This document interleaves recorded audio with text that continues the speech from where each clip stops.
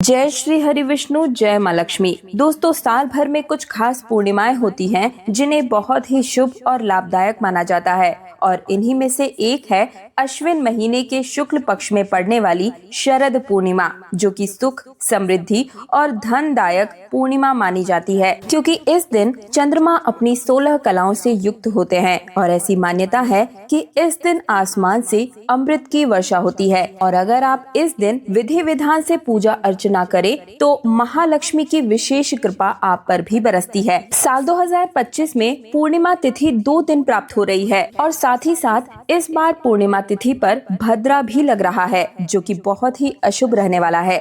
तो भद्रा काल कब से कब तक रहेगा, भद्रा काल का वास कहाँ रहेगा, साथ ही इस दिन की पूजा विधि भी आप सभी जानेंगे। लेकिन उससे पहले माँ लक्ष्मी की इस वीडियो को लाइक करके कमेंट सेक्शन में जय माँ लक्ष्मी जरूर ही लिख दीजिए। तो देखिए, इस बार अश्विन महीने की पूर्णिमा तिथि यानी कि शरद पूर्णिमा 6 अक्टूबर सोमवार को दोपहर 12:24 पर शुरू हो जाएगी, जिसका समापन अगले दिन 7 अक्टूबर मंगलवार को सुबह 9:16 पर होगा। यानी कि पूर्णिमा तिथि 2 दिन रहेगी।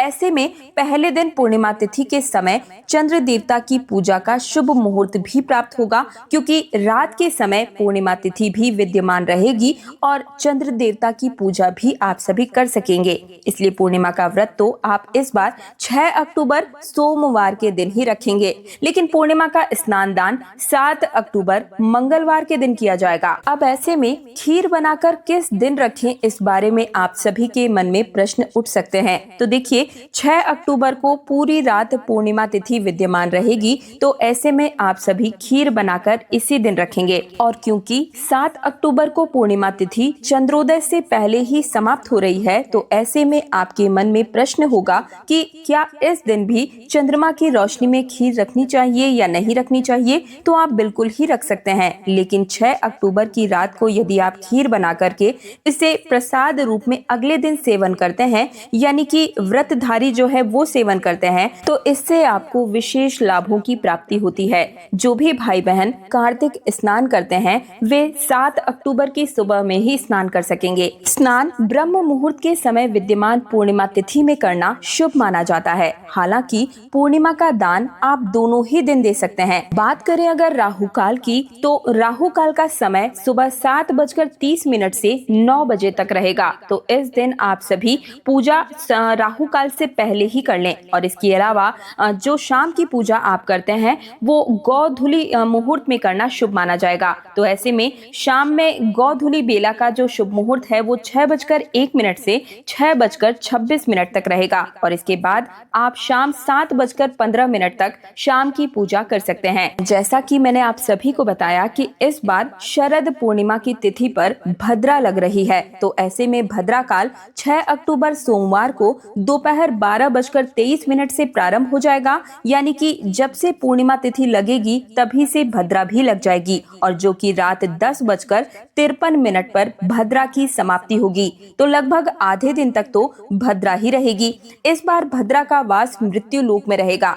यही सभी कार्यों के लिए सबसे अशुभ मानी जाती है और खास तौर पर पूजा पाठ या कोई नया कार्य या बिजनेस या कोई भी नई शुरुआत अगर आप करना चाहते हैं, भूमि पूजन, नया घर या कोई नया वाहन, तो भद्रा काल के समय करने से आपको बिल्कुल ही बचना है। तो भद्रा काल समाप्त होने के बाद ही शरद पूर्णिमा की अगर आप खीर बनाकर रखना चाहते हैं तो भद्रा समाप्त होने के बाद ही आप इस कार्य को कीजिएगा। और जो भी व्रत रखते हैं ऐसे में आप लौकी की खीर, दही, मखाने की खीर या ड्राई फ्रूट की खीर बनाकर भी रख सकते हैं और अगले दिन इसका सेवन कर सकते हैं। इसके अलावा आप सभी शरद पूर्णिमा की रात को गाय के कच्चे दूध से बनी खीर बनाएं और जब खीर तैयार हो जाए तो उसे ठंडी कर लें और उसे या तो आप अपनी छत पर या बालकनी में ऐसे स्थान पर रखें जहां से चंद्रमा की रोशनी सीधी उसके ऊपर पड़े। उस जगह को अच्छे से साफ कर लें। संभव हो तो घर में चांदी या स्टील के बर्तन में आप इस खीर को रखें। स्टील के बर्तन में खीर रखकर उसमें चांदी की चम्मच या चांदी की साफ धुली हुई अंगूठी या चांदी का सिक्का भी आप डालकर रख सकते हैं। इसके बाद चांद की रोशनी में रखी हुई उस चावल की बनी हुई खीर को आप अगले दिन ग्रहण कर सकते हैं। रात भर रखना संभव ना हो तो आप आधा या 1 घंटा भी चंद्रमा की रोशनी में इस खीर को रख सकते हैं। चंद्रमा की रोशनी में रखी हुई इस खीर को ग्रहण करने से अनेक असाध्य रोगों से कुछ ही दिनों में मुक्ति मिल जाती है। और अब जान लीजिए शरद पूर्णिमा के दिन आपको पूजा किस प्रकार से करनी है। तो देखिए, शरद पूर्णिमा के दिन प्रातः काल स्नान करें और स्नान यदि हो सके तो पवित्र नदी के जल में करें, या फिर घर में भी स्नान कर रहे हैं तो उसमें थोड़ा सा गंगा जल अवश्य ही मिला लें। सभी पवित्र नदियों का ध्यान करके स्नान करें और इसके बाद में मंदिर की साफ सफाई करें और एक चौकी पर सफेद या पीला वस्त्र बिछाएं। पूजा करने के लिए किसी भी मिट्टी या धातु का कलश लें और उसमें जल भर कर उसे चौकी पर स्थापित कर दीजिए। कलश पर आम के पत्ते या आम के पत्ते न मिले तो अशोक के 5 पल्लव रखकर उसके ऊपर नारियल रखें, या नारियल न हो तो आप कलश के ऊपर दीप जलाकर भी रख सकते हैं। अब कलश के पास ही में आप चंद्रमा की प्रतिमा या तस्वीर रखें। अगर प्रतिमा या तस्वीर ना हो तो ऐसे में आप अक्षत से भी चंद्रमा की आकृति बना सकते हैं। इसके बाद अक्षत का आसन देकर उस पर भगवान श्री गणेश जी की प्रतिमा या मूर्ति रखें। माँ लक्ष्मी की प्रतिमा या मूर्ति को भी स्थापित करें या तस्वीर भी स्थापित कर सकते हैं, क्योंकि शरद पूर्णिमा की रात को माँ लक्ष्मी धरती पर विचरण करती है और ऐसे में आज के दिन माँ लक्ष्मी के साथ साथ ही भगवान कृष्ण की भी पूजा की जाती है, क्योंकि शरद पूर्णिमा की रात को ही भगवान श्री कृष्ण ने गोपियों के संग महारा रचाया था। इसलिए आज के दिन आप सच्चे मन से भगवान श्री कृष्ण का या भगवान श्री कृष्ण के बाल स्वरूप का भी पूजन कर सकते हैं। महालक्ष्मी जी के मंत्रों का उच्चारण करें और साथ ही में ओम श्री महालक्ष्मी नमः और इसी तरीके से धूप दीप जलाकर सभी देवी देवताओं का पूजन करें। व्रत की कथा सुने या पढ़ें और सबसे अंत में कपूर जलाकर आरती करें और क्षमा याचना करें।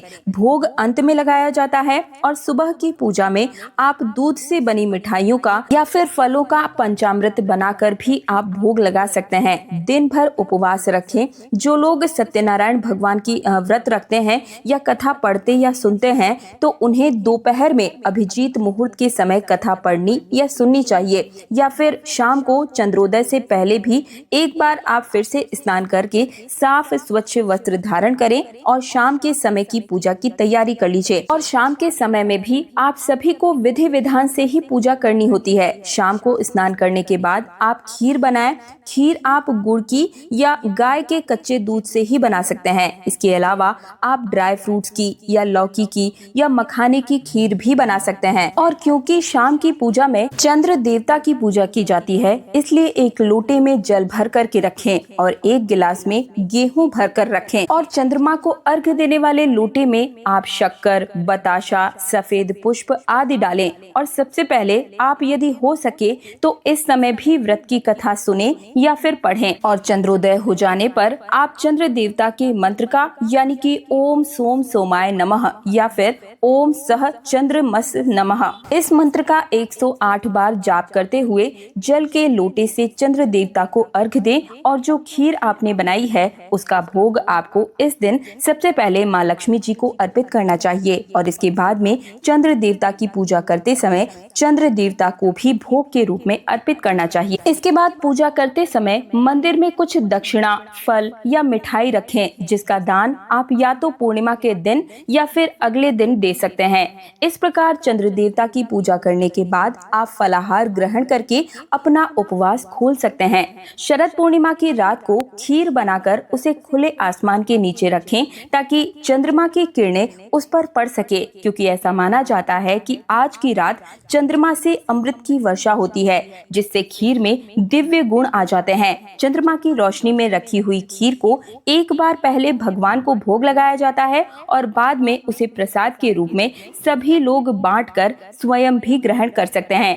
आप इस खीर को अपने घर की छत या आंगन में या जहां पर भी चंद्रमा की रोशनी पड़े ऐसे स्थान पर ही रखिएगा। ध्यान रखें कि खीर में धूल, मिट्टी या किसी भी प्रकार की गंदगी से इसे बचाना है। साफ जगह पर रखें, छलनी से इसे ढक दें ताकि इसके ऊपर केवल चंद्रमा की किरणें ही पड़ सके। और ऐसा माना जाता है कि इस रात को माँ लक्ष्मी जी घर घर में जाकर देखती हैं कि कौन जाग रहा है और कौन सो रहा है। इसलिए शरद पूर्णिमा की रात को कोजागरा पूर्णिमा भी कहा जाता है। जो भक्त चाहते हैं कि उनके घर में सुख समृद्धि के साथ साथ ही पूरे वर्ष महालक्ष्मी का स्थायी निवास बना रहे, तो उन्हें आज के दिन विधि विधान के साथ शरद शरद पूर्णिमा की पूजा जरूर ही करनी चाहिए। पूजन सामग्री का विसर्जन आपको अगले दिन यानी कि पूर्णिमा तिथि के अगले दिन कर सकते हैं। जो भी चौकी आपने लगाई है उसे भी आप विधि विधान से हटा लें और पुष्प आदि अर्पित किए हैं तो उनका भी विसर्जन बहते हुए जल में कर दें। या जो दक्षिणा है या गेहूं है, आप इन्हें किसी मंदिर में भी दान दे सकते हैं या आप चाहे तो किसी ब्राह्मण को भी दान कर सकते हैं। शरद पूर्णिमा के दिन सुनाई जाने वाली कथा भी आप मेरे चैनल तीज त्योहार और धर्म पर जाकर सुन सकते हैं। वीडियो को ज्यादा से ज्यादा शेयर जरूर ही कीजिएगा। साथ ही माँ लक्ष्मी की वीडियो को लाइक करने में कंजूसी मत कीजिएगा। कमेंट सेक्शन में भी जय माँ लक्ष्मी जरूर ही लिखिएगा। आज्ञा दीजिए। जय माँ लक्ष्मी।